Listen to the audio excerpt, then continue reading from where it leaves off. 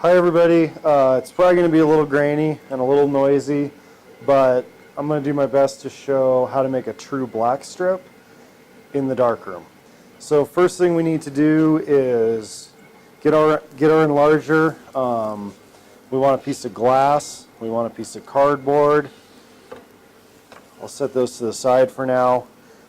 First thing I do is I just click the focus button. And then I'm going to go ahead and lift the enlarger up. I like the enlarger to be at least 8 by 10. Cover the table. So I'll go ahead and lift this up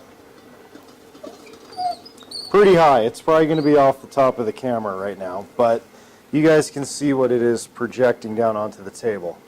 I leave the negative carrier in. I focus this square, and that way I get a nice clean spot of light down on the table. When you make your true black strip, our goal is we are looking for how much time it takes our enlarger to fully expose a piece of paper.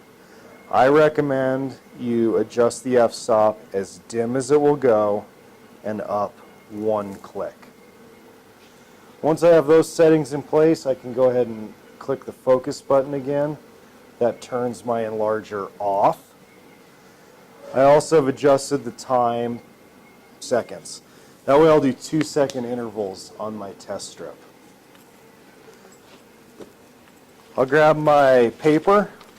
What I've done is just taken an 8 by 10 and I cut a 1-inch long piece off the bottom of it. And this is in preparation to make a contact sheet or a contact print. And so I'll make sure that the light sensitive side is up. I'll make sure that it's in that area that the light was hitting. I'll cover it with a piece of glass. I will cover the entire thing with my cardboard, except for about 1/2 inch to 1 inch. And then I'll click run.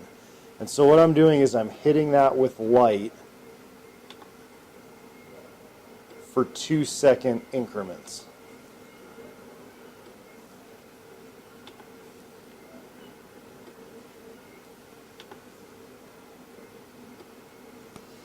Okay, and now I can go ahead and develop this.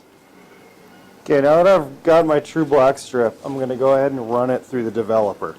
When you slide it in the developer here, I want to make sure I get it submerged as quickly as possible, and then make sure that it stays submerged. Now I'm actually projecting a tiny bit more light into the darkroom right now than what you would normally have, and that's just for filming purposes. We leave our test strip in the developer for 3 to 5 minutes.